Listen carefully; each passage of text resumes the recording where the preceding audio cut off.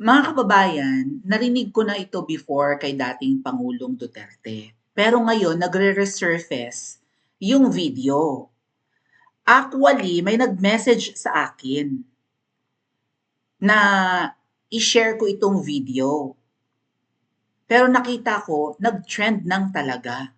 Oh, um, ay, paano ito? Sandali lang po ha. Bubulat-bulatin ko lang. So, ito ay, actually, pinost ko siya eh. Dali, open ko lang. I-open nga ni gid natin ang banga ngani-ngani. Bear with me mga kababayan.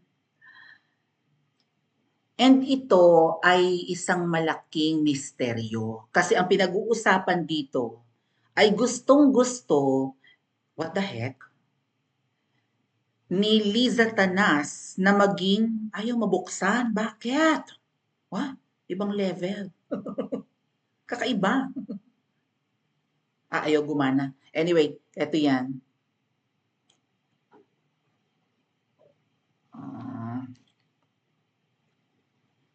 Bakit hinahangad ni Liza Fer na maging secretary ng DA panahon pa lang ni Tatay Digong? Naalala niyo yan? May isang nag-expose na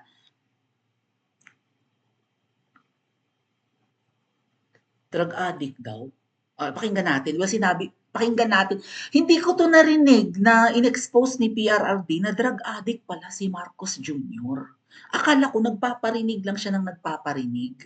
Pero pinangalanan pala talaga niya. Okay?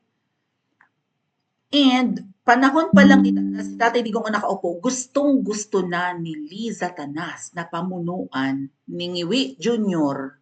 ang Department of Agriculture. Bakit? Diyan ba maraming corruption? Mabilis ba ang pera dyan? Or maybe makakatulong ba yan sa kanilang mga business partners na mga in-check? Kasi kapag kung palpak po ang DA, katulad na lang ng pag-upo ni Ngiwi presidente na ng Pilipinas, siya pa yung, di ba, siya pa yung namuno sa Department of Agriculture. Saan ka naman nakakita? Hahanap ka ng alter ego mo or secretary mo or replacement mo. 'Di ba? Para hindi ka naman aligaga. Ang inappoint mo sa Department of Agriculture, ikaw may kapangyarihan ka maglagay ng sekretarya dyan, parang presidente ng Department of Agriculture. Ang nilagay ni Ngiwi bilang alternative niya or sa alter ego nga, ay ang sarili rin niya. Tapos, 6 months pa lang siya nakakaupo, umupo siya June 30 ng tanghali ng 2022, di ba? Yung transition ni PRRD tsaka ni Ngiwi Jr. Pakikinggan natin mamaya yung binanggit ni PRRD na addict pala ito. Pag-upo niya, pagpatak ng December, wala pang isang taon si Ngiwi noong 2022, tumaas ang presyo ng sibuyas hanggang 850 pesos. Isang kilo. Sibuyas na nakakabili ka noon ng 20 pesos sa sibuyas, parang halos 1/4 na yun noon ha. Panahon ni PRRD. Pag upo ni Marcos Jr. sa lugar namin, 650 ang sibuyas. Kasi nga kung inutil ang nakaupo sa Department of Agriculture, hindi niya tinutulungan ang mga farmers, hindi sisipagan ng mga farmers. Ang ginagawa nila, import ng import ang mga binibili or inaangkat ng mga produkto abroad, bigas, galunggong, asukal, lahat na ng pati sibuyas. Ang binibili nila abroad, maganda ang quality, halimbawa in Thailand, Vietnam, Laos, kung saan mang neighboring countries, even in China, mas maganda yung kalidad kaysa sa mga ani ng mga farmers. Tapos may karibal na yung mga paninda at mga ani ng farmers, kahit bigas, di ba? At dahil may karibal na imported na produkto, ibababa nila yung presyo, nagkandalugi-lugi ang mga farmers. Hindi ko makakalimutan yung araw na tinanong, I think it was Karen Davila, if not Karen Davila, may pinapunta silang mga media, si Sas pumunta rin doon sa Malacanang, tinanong kung ano ang kanyang opinion sa nagpakamatay na farmer sa Mindoro dahil nalugi ang mga aning sibuyas, nagkandabulok, tumubo, hindi naibenta. Nagpakamatay yung farmer ng sibuyas sa Mindoro. Hindi man lang nakiramay ang Ngiwi, di ba? Nakikiramay po ako sa naiwang pamilya. Hindi sinagot ni Ngiwi yung tanong na yun. Walang empathy ang hayop na yan. Pakinggan niyo po ang expose ni PRRD patungkol sa pagiging adik ni Ngiwi M at sa kagustuhan nila, mga kababayan, na pamunuan agad ang Department of Agriculture. Bakit nila hinahangad yan? At pag-upo niya, yun ang ginrab niya, palpak naman. So sa sobrang kahihiyan, nag-appoint ang panibago. Sino ba yung in-appoint? Parang pineke pa yung diploma, graduate ba raw ng Ateneo, ay ano yon, negosyante, so conflict of interest. Sino ngayon ang DA Secretary dyan? Ano, kumusta? Ang mahal pa rin ng bilihin, mga kababayan. Pakinggan nyo ang ating dating Pangulo sa kanyang expose.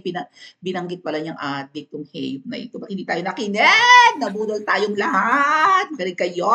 Ito ba si Lisa? Hindi ko ito kilala. Wala, hindi ko talaga. Total stranger. Pero nung mayor ako, nabalitaan kong galit siya. Kasi ito si Bongo. lumapit sa akin. Bongo! May galing request daw nila, I do not know if it's Ferdinand Marcos o Lisa, gustong mag Department of Agriculture Secretary. Sinabi ko, Bong, sabihin mo na kaagad, right at the start, hindi ko pwedeng kunin yan kasi drug addict yan. Huwag mong isali yan sa kabinete ko. Kaya noon, nung tumakbo ng presidente, nakipag-usap sila ni Inday at nagkaroon sila ng unity team. Tapos, Inday was the running mate. Nakita mo naman ninyo ako, ang anak ko, running mate ni Marcos. Hindi ako sumusuporta. Nagkampanya lang ako sa anak ko, but I never mentioned the name of Marcos for president. Why? Ito ba si Liz? Yan ha, malinaw. Drug addict raw si Bongbong Marcos. May mga tseka na lumuhod, I think si Miss Marlica nag-expose. Lumuhod raw si Amy kay PRRD at nakiusap na huwag pangalanan at huwag isama sa drug matrix ang pangalan ni Bongbong Marcos. May mga prominenteng tao kaya nga lumitaw yung pangalan ni De Lima at kung sino-sino pang mga kilalang tao na involved pala sa kalakaran ng droga. Pero wala dun ang pangalan ni Bongbong Marcos. At siguro, out of utang na loob, dahil si Amy lang ang bukod tanging nagtumulong, di ba, sa kampanya noon ni PRRD nung nangangailangan siya ng finances. I think yung itinulong ni Amy ay monetary or pera nung tumakbo si PRRD nung 2016. Si Amy, sinabi ni PRRD, si Amy lang daw ang bukod tanging tumulong. Maybe sa mga ganong panahon, mga kababayan, si Amy parang one step ahead of everybody. Tusuma. Right? Meron ako nakausap at i-vlog natin sa susunod. May balak di umanong mandaya ang mangga na yan sa paparating na eleksyon. And it really makes a lot of sense. Mandaraya umano ang mangga. Dadayain, makikidaya ang mangga. Okay? So, pag-usapan natin susunod na vlog. But ngayon po, parang ina-anticipate ni Mangga na may potential manalo among the presidential candidates noong 2016, si PRRD. Kaya niya tinulungan. Syempre, perang maliwanag at perang malaki ang kinakailangan kapag tumatakbo.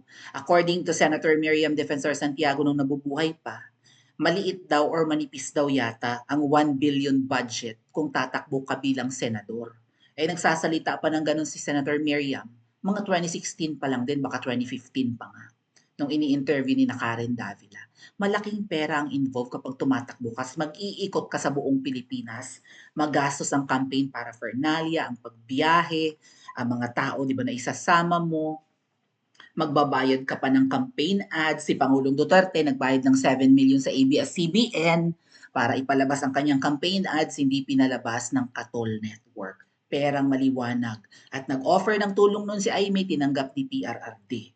So, nung nagkaroon na ng intel kung sino ang mga kilala at prominenteng tao na involved sa kalakaran ng droga, malamang lumabas ang pangalan ni Ngiwi Jr.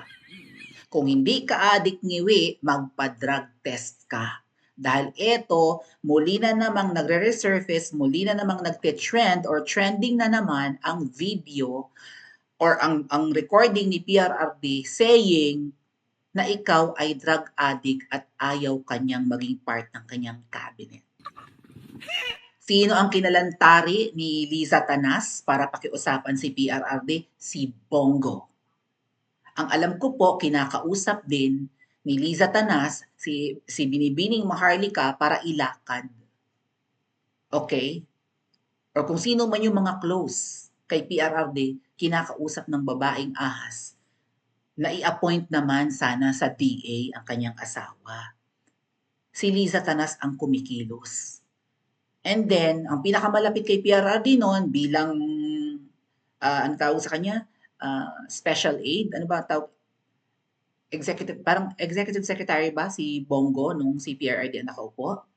Kanang kamay ni PRRD, di ba? Kabuntot, anino ni PRRD si Bongo. So, na-persuade ni Liza Tanas si Bongo na ilakad kay PRRD at i-appoint ang kanyang asawa. Ayaw ni PRRD, sinabi niya kay Bongo, babalikan natin yung video to ha. Bakit si Bongo? Well, siguro hindi alam ni Bongo na adik pa noon si Bongbong, right? Wow, pagkapangalan.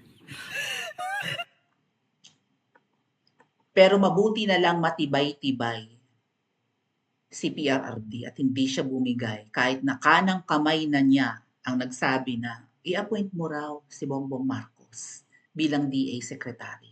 Ang sagot ni PRRD, hindi, ayoko adik. Ayoko nang may adik sa aking cabinet or cabinet members or cabinet secretary. Oh. Alam ni PRRD, hindi tayo nakinig. Ang ginawa ng kampo ni na Bongbong Marcos through Attorney Vic Rodriguez, nagpa-drug test agad noong kampanyahan noong 2022 para palabasin na hindi adik si Bongbong Marcos. Pero ang alam ko po, yung drug test na yun parang for methamphetamine lang. At kapag ihi lang at wala na sa sistema mo yung tiyabu, clear ka na. Hindi naman siya hair follicle drug test, kaya yan ang dinidemand natin ngayon. At hindi dapat pang shabu lang na drugs. Okay? Dapat lahat ng uri ng illegal substances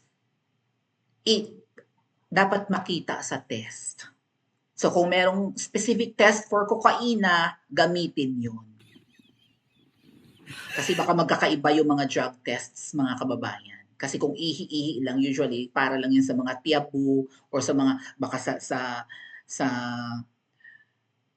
steroids, doon mo lang makikita. Baka mamaya yung kokaina, hindi naman nakikita yung traces sa ihi, we don't know.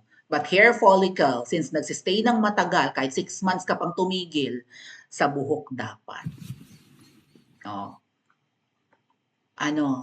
Ayan, pinamumunuan tayo ng adik. Kung hindi siya adik, magsabi siya.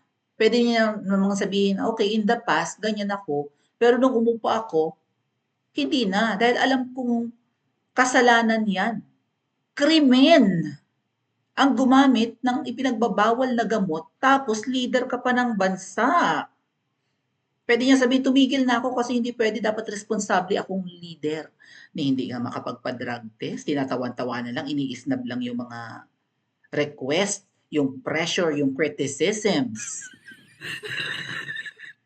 At ang tanong mga kababayan, kung nag-a-addict si Marcos Jr., nakikita kaya ng mga anak? At kung nakikita ng mga anak, meron kaya sa kanyang mga anak na gumagamit din?